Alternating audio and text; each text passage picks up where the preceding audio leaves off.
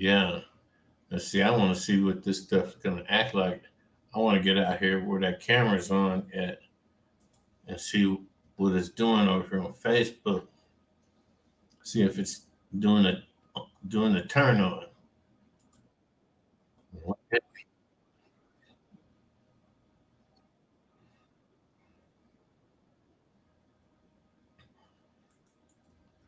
Okay, it's working over there.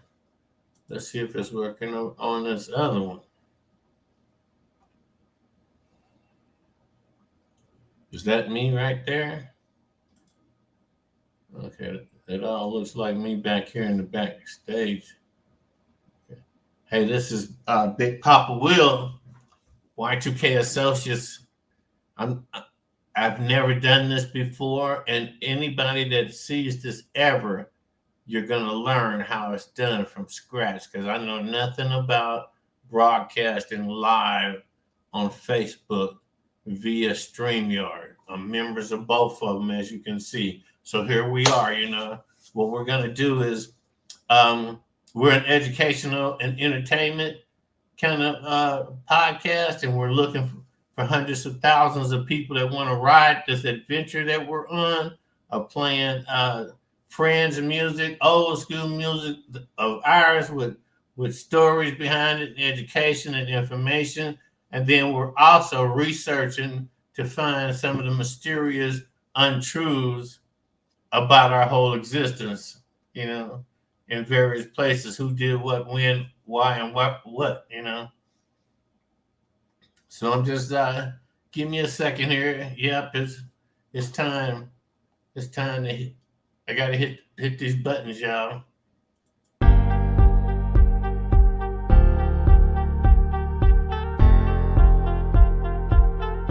All right, we're in the program now. Let's go. Showtime. I'm Big Papa Will, aka Mr. Y2K Associates. As you can see, this is our first time ever appearing live right here in Facebook. So this show is going out to all friends, relatives that we have.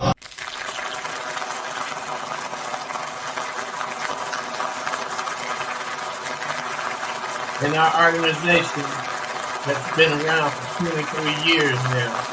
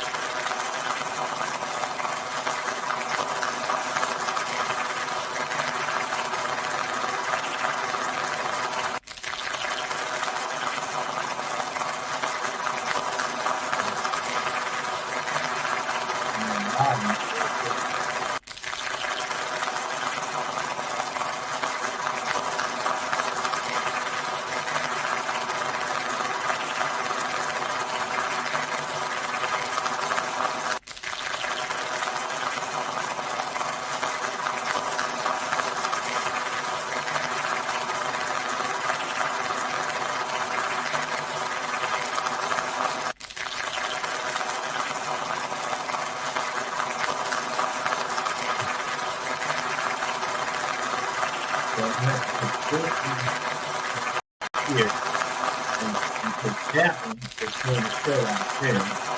And this is me backstage on YouTube, right? Okay, so now everybody can hear me.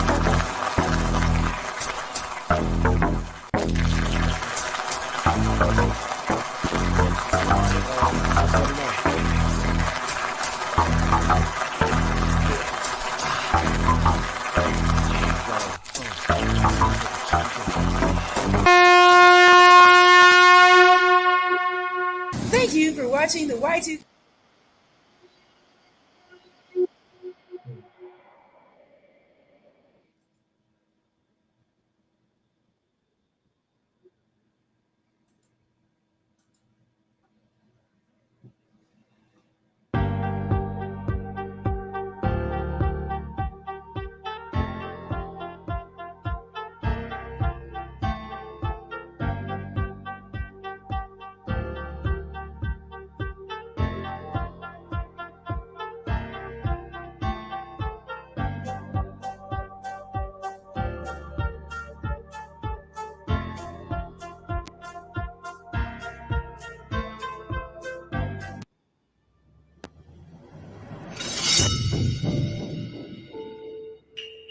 I choose to live by choice and not by chance. I choose to make changes and not excuses. I choose motivation over manipulation. I choose to excel and not compete. I choose self-esteem over self-pity. I choose to listen to the voice from within versus the voices from without. I choose to fulfill my destiny. I choose to get the job done. I choose to finish what I started.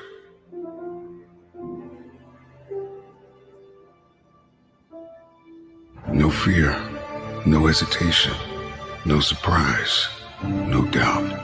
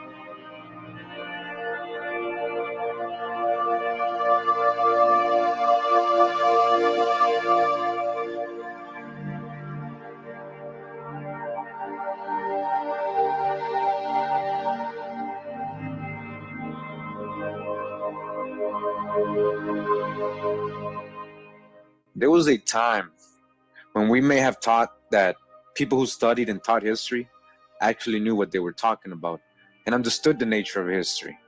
However, we have learned that the truth is they were really working from a foundation of assumptions. Oh, you thought I was just giving my opinions. Actually, I was reading from the forward of this book. We're going to go to the cover of this book now.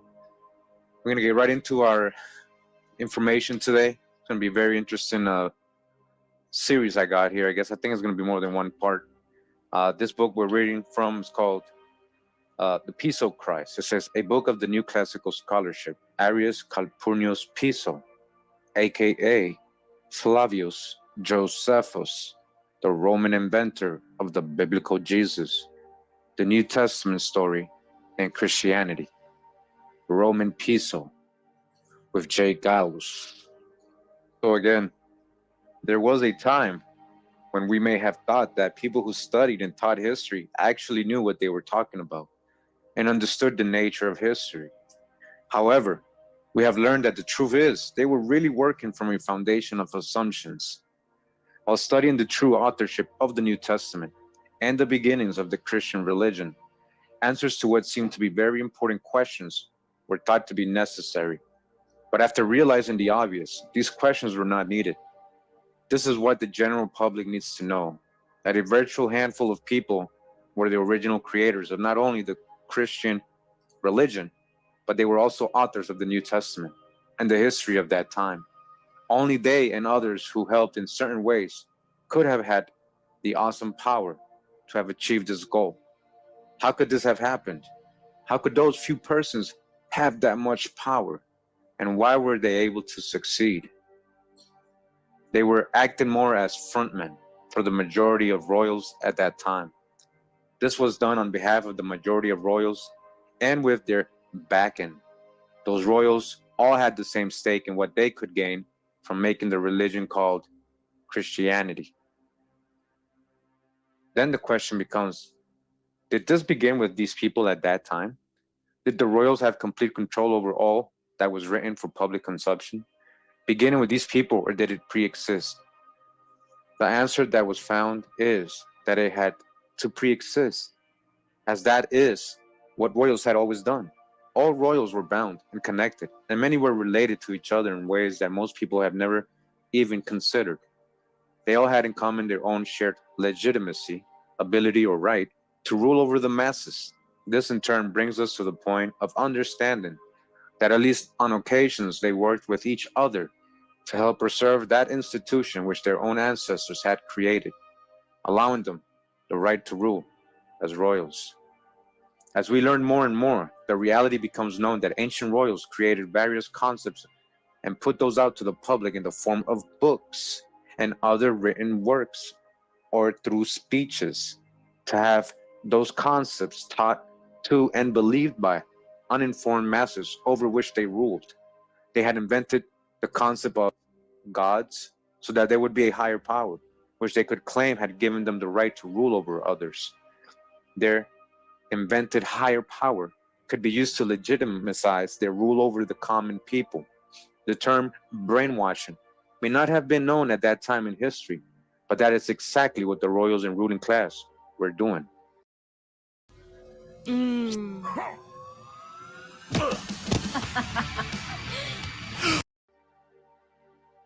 All right, now, before we continue, this is just another book we're going to get into in this series. Just one of those sources, right? You got to, pull out the babies, chew the meat, spit out the bones, and put our knowledge and our research and apply it to what we're learning and try to make sense out of it. This book is called Creating Christianity, a Weapon of Ancient Rome by Henry Davis. It says here, sympathetically reveals how the Roman and Jewish aristocracies created the most famous story of all time. All right. So again, one key thing here they pointed out, they not only said the Romans, but Jewish, so-called Jewish aristocracies. And it says here in the preface of this book, and he's giving his gratitude to people and friends and that helped him, and some professors of Cambridge and Oxford University for providing valuable feedback, as he says. And then he says, as you have chosen to begin reading this book, I imagine you are either genuinely intrigued as to the information it presents, or you may be looking to debunk yet another conspiracy theory regarding this subject, as I am fully aware that this information has been labeled as such. All right, so we know what he's talking about. This is taboo, talking about these kind of things. And when it comes to talking about the original creators and these familiar stories that we've heard in the past about the Pisos and the Josephus and all that, we're going to try to get down to the true history of this, see what makes more sense, and so we can make our own logical conclusions based on the information we could research, So again, he knows, this author, that, this is seen as taboo or as a conspiracy theory. It's labeled as such. The history of this age is highly controversial, and the ancient evidence is not a quick read. And you may be unfamiliar with the many names examined in this investigation. For that reason, sometimes relevant evidence is repeated in order to explain these discoveries properly. And that part was very important. I understand what he's saying. For a lot of you, I'm going to be mentioning a lot of people you might have not even heard of. I know a lot of you people are not too familiar with the stories in the Bible and scripture, these characters like Paul and all these other people. So this will be new to you. So repeating things, which we're going to do in this series, repeating things, information, so we understand it. And as he says, so sometimes relevant evidence is repeated in order to explain these discoveries properly, as will be discussed in this book. In the time in which the New Testament and the works of the supposed Jewish historian Flavius Josephus were written, the entire known world was being run by an oligarchy, where power rests with a small number of powerful people. Do you understand what he just said there? So even though we get these books from this guy named Josephus, and I know a lot of you probably don't even know who Josephus is. All right, we're going to get into that. We're going to go see what mainstream says about Josephus. All right. But this so-called Josephus, during the time of his writings, these famous books they always quote as primary sources. The most famous Jewish historian, Josephus, right? He lived in a world that was being run by an oligarchy. All right. So very few people, powerful people, had control. All right. There was no hope, or very little hope, of truthful information being included in anything that was written, because it all came from the same family who had hidden motives behind them. The reality was that the idea of all men being equal and free, and the concept of free speech, was a very far off goal for humanity. I am aware that the last statement has a conspiracy ring to it, but the phrase conspiracy theory is an interesting one.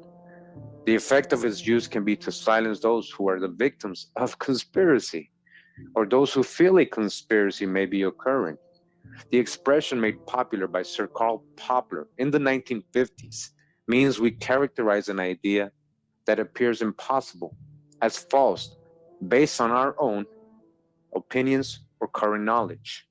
But we as a society know that people conspire. For example, it is widespread in politics, and taking the stance that all conspiracy theories are false and irrational is not logical, all right? As it is simply not true. And he has a point. Eventually, you got to take off all that conspiracy theory, tinfoil hat opinions you got, and eventually research if it really is a conspiracy or if there's a truth behind these so-called conspiracy theories.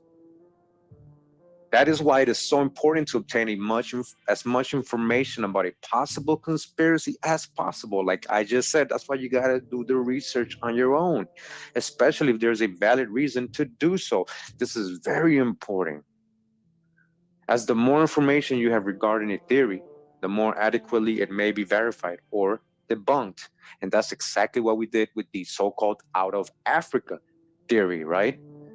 We verified it, we researched this theory until we were able to debunk it, because the information, the real information of history, was telling us something else.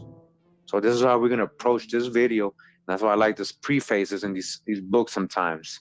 You may already be familiar with the major conflict this book focuses on, that being the Roman-Jewish War, which will be the greatest catastrophe in Jewish history before the Holocaust. If you're not familiar with that long, religious, political war, which was a war and not just a rebellion, as is so often stated, all right, that's a key one right there. Allow me to provide a brief introduction, all right? So in this series, we're going to also be learning the Maccabean Wars, these Jewish-Roman wars, the conflicts that were going, these different Jewish sects with the Romans, the Idumeans.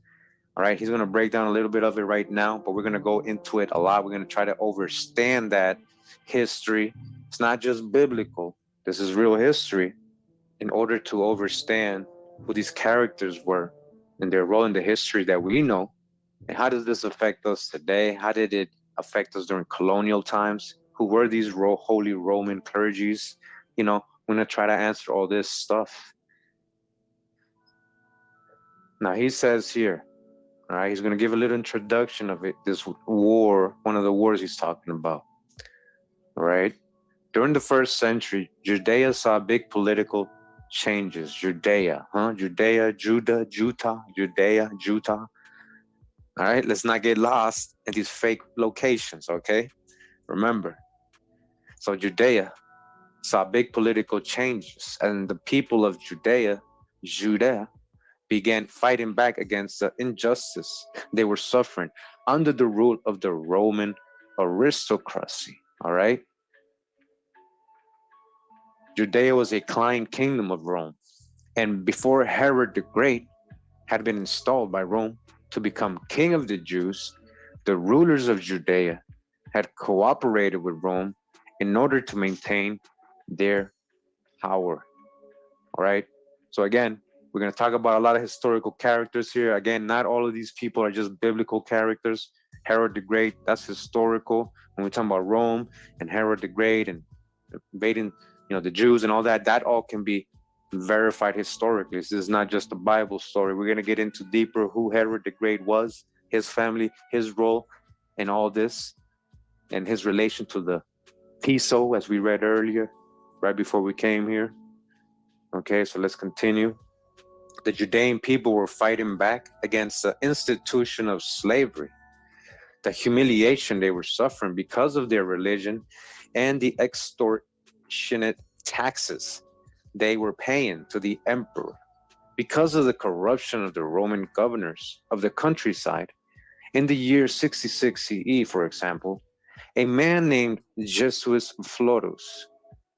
the last Roman procurator who represented others in a court of law in countries that continued to have a Roman civil law, stole vast quantities of silver from the temple, declaring it was to be used as a tax payment for the emperor. The people were motivated to fight by the Jewish religious party known as the Pharisees, which will lead to the Pharisees gaining immense support from the people.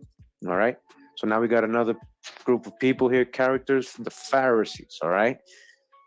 They ain't down with this whole Roman oppression. Okay. The Pharisees. The full scale of Jewish revolt against Rome would escalate into the main portion of the war, lasting from 66 CE to 70 CE. And a Roman general named Titus Flavius Vespasian, all right? Titus Flavius Vespasian, all right? Remember these people. Is one of the main characters in our story in this series. What does he have to do with Christianity? Would be sent by Emperor Nero. Oh, Emperor Nero. There goes Emperor Nero. You guys heard of Emperor Nero, right? Getting assassinated. Okay. Which somebody we're going to learn about too in this series. All right. So he was sent by Emperor Nero, this Titus Flavius Vespasian, right? To put an end to the revolt. What revolt? Against the Pharisees or the Hebrews, the Jewish people, right? The Hebrews. And Judea, Judah. The Romans defeated the Jewish people. However, complete victory would not be achieved by them until 73 CE with their triumph at the siege of Masada, a fortification of the southern district of Israel. But back in Rome, by the year 68 CE, Emperor Nero, the man who we are told played the fiddle while Rome burned, persecuted Christians, and eventually lost the support of the rulers of the city, would become the victim of an assassination. All right, so interesting, right? He's a Roman. He's going after the Hebrews or Jews, right? But he didn't like Christianity. He wasn't a Christian just because he was a Roman. He was burning and persecuting Christians. So the other Romans, Idumeans, Edomites, who were down with the whole Hellenistic views, which was becoming to be known as Christianity. Remember, if you go back to my thought videos, I highly recommend you guys go back and watch those videos. This was way back 2-3 years ago, but they're still very relevant now with what we're going to learn when we're talking about religions, right? Especially the main ones, Christianity. We're in one of them. And the Holy Roman part of it, right? The Roman. So there was Romans that was burning Christians. So Christianity wasn't just a Roman thing. It just became a Roman thing. We're going to see by who, specifically in Rome. So Nero wasn't down with these people. He was actually sending people to get killed that were trying to conspire against him for the longest time. We're going to read about that. It's going to turn out to be the same Piso family. Okay, who's the Pisos? We're going to get into all this. Now, after his assassination, it says here, a year of civil war took place in Rome as 3 different individuals tried to claim the throne. The historians of the time have told us that Nero's Assassination meant that Judean people considered this as another sign of divine intervention, that God had finally killed the emperor who was trying to oppress them. In their minds, history was repeating itself, as Emperor Caligula had been assassinated earlier. And when he had given orders for his statue to be placed in the Temple of Jerusalem, the Jews refused to obey his orders, as they worshipped scripture, not statues. Caligula raged at them. So you're the enemies of their gods, the only people who refuse to recognize my divinity, and threatened to destroy the temple. Only his sudden violent death saved the Jewish people from a massacre. With the death of Nero, Titus Flavius Vespasian traveled back to Rome in the late summer of 70 CE to become emperor, and his son Titus, who would succeed him, right? His son Titus, his son, who would succeed him a few years later, took charge of the armies in Judea. It was Titus at that point who would start the siege of the city of Jerusalem, and finally end the main part of the war. All right, so historically, according to Josephus, we're going to read all this and learn this. According to so-called Josephus, all right, Titus, his son Titus, was the one who invaded Jerusalem, sacked Jerusalem. During the summer of 70 CE, the Romans breached the walls of Jerusalem and began an orgy of violence and destruction. So when we talk about this breaching of walls, are we talking about Sacsayhuaman? Are we talking about Cusco? Those big heavy walls. We know Cusco, the city, had walls, so surrounded by gates and walls. As you can see from this map, this is how it looked when the Spanish arrived in Cusco. It's a full log cabin, guys. We can snuggle up by the fire. Oh my. Check out my City of David in Peru, in Cusco video if you haven't. All right, the City of David is Sacsayhuaman, the fortress. So when we're talking about they breached the walls, remember perspective and orientation. Don't be thinking so-called Middle East. That's not the correct place. Then afterwards, they destroyed the second temple. And we are told that about 1 million Jews lost their lives against Rome. However, there is far more to this war than we have been led to believe, all right? And the facts behind the battle between the Roman and Jewish aristocracies and the Judean people have led me to write this book. It explains how the creation of Christianity came about as a result of this war. And now, I want to bring you to this book too, as well. We're going to be reading from this book too. It's called The True Authorship of the New Testament, authored by Arius Calpurnius Piso, pen name Flavius Josephus, a Roman. That's the hijack with the whitewashed images. Here are the contents of this book. And this was written in 1979. Maybe a little outdated, but we're going to get all the jewels out of here. This is written by Abelard Ruchlin. Okay. I'm going to read from here real quick. The Great Secret. For there is nothing covered that will not be revealed. New Testament, the Church, and Christianity were all the creation of the Calpurnius Piso, pronounced Piso, family, who were Roman aristocrats. The New Testament and all the characters in it, Jesus, all the Josephs, all the Marys, all the disciples, apostles, Paul and John the Baptist, are all fictional. The Pisos created the story and the characters. They tried the story into specific time and place in history, and they connected it with some peripheral actual people, such as Herod, Gamaliel, the Roman procurators, etc. But I'm going to add right here, Joshua, Jehoshua, Moses, David, all these prophets that came before, you know, they actually connected to a lot of actual people, but they just, you know, created their characters, as they're saying here. But Jesus and everyone involved with him were created. That's it, fictional characters, all right? Jesus is the Son, remember? Jesus, that's a Roman deity, Greek deities, you know, that has nothing to do with somebody who delivered his people, his family, his lineage, his Israelite people into Jerusalem.